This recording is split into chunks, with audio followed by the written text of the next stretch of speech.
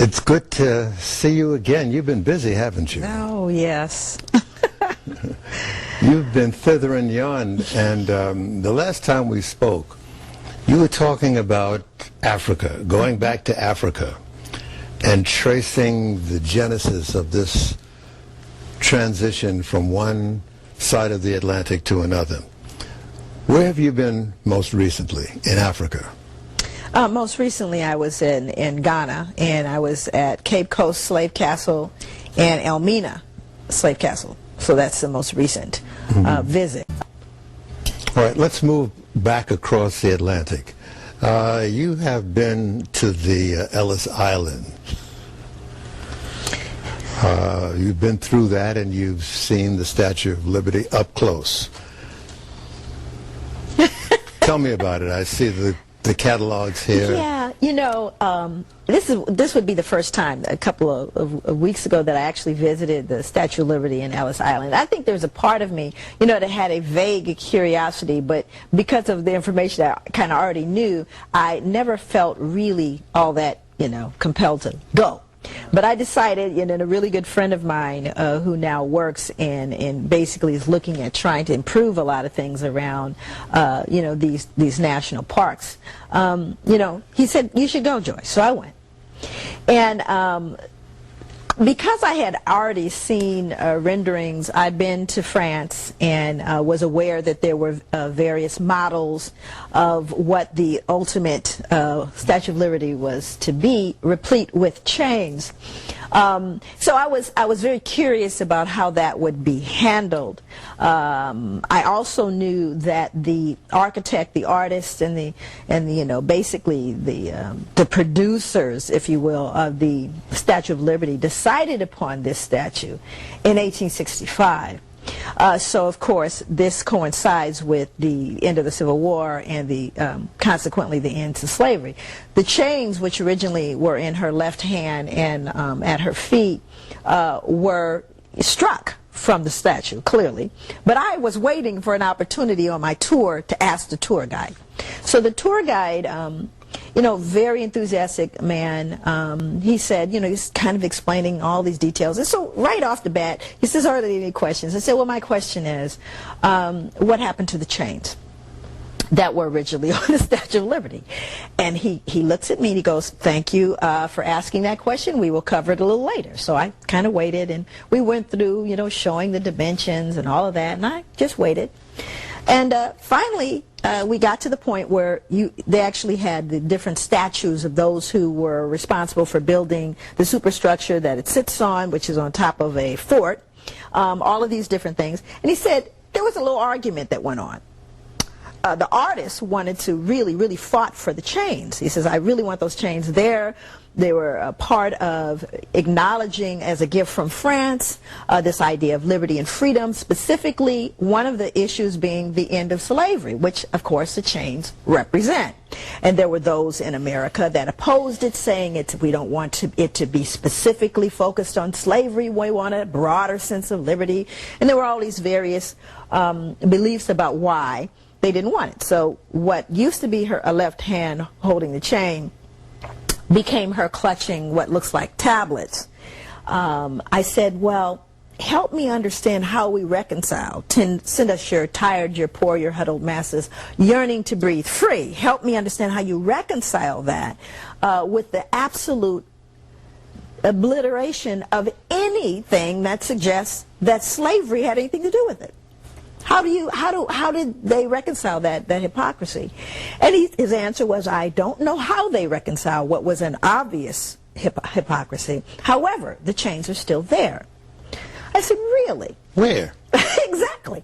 So I said, because I was there. I was literally there. And I said, well, are you kidding me? He goes, no, they're there. He says, that was the one thing the artist fought for and won, that they would never be able to remove completely the chains. So then he pulled out the picture of the statue with the chains, and then he showed the chains, blown up picture of her feet, and there are chains there at her feet. However, they are not visible. The only way you can actually see those chains is if you happen to be in a helicopter looking down, Okay, but from the pedestal. With a zoom lens yes, to with get a zoom tight lens. shot. But from the pedestal, from anyone walking around, they are not visible. And I thought to myself, they are invisible like we are. Let me ask you what might be a touchy question. Were any of the guides that you could see burnt of skin? That would be no. Not that I could see. Most of the guys were European, and are of European descent. And part of, I guess, my concern is I was coming. You have to understand, there were huge groups of people. Among them were children. Among them were students from elementary through high school, Latino, African, all, these children, on their field trip to the Statue of Liberty. And I thought about that as an educator and thought to myself, how unfair, how unjust, how inaccurate for them to walk through and see no reflection of themselves, when in fact the originator had them in mind. And here these black children are with no clue, and I'm wondering, because I'm going back tomorrow. I'm going back right. because I want to see unasked if they'll volunteer the fact that those chains were there. Because I wanted these children who basically could go through, walk around and never know anything about these chains. And here's the other travesty. These are the materials they gave me. Anyone that comes, they'll see there's a Statue of Liberty one, and then there's the Ellis Island. There is no mention of it. Now, he showed it to me, but it's not mentioned in the literature. So again, it begs the question, why is that? Why is it erased? Then I went to Ellis Island, and then it gets clear why it got erased.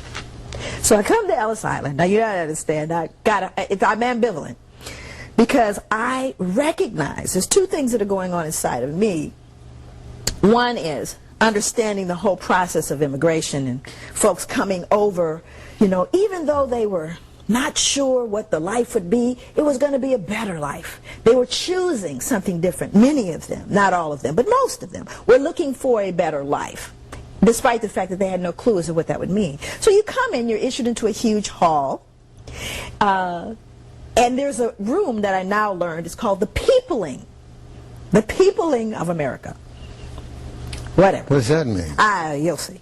So I go in, and of course there's an entire tour. There's an audio tour. So I got the audio tour of a friend of mine and I, and they're talking to you through all of the little parts.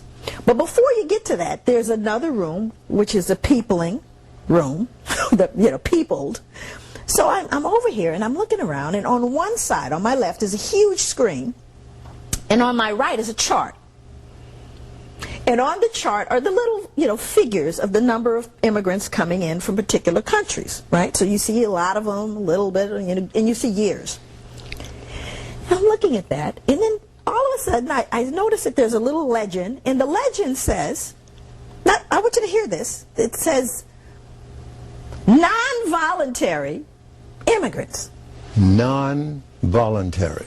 And I'm thinking to myself, well, now, can they just not say the word slaves? I mean, but you see, it got sanitized. And one might think, if you saw non-voluntary, that they just kind of got lost and showed up. Maybe they accidentally happened upon the land. But you wouldn't know they came in the belly of ships, that they were raped along the way, that they were chained in their excrement. You wouldn't know that. You just think of them as, well, they're non-voluntary immigrants. All right. Time for another break. All right. We'll be back after this.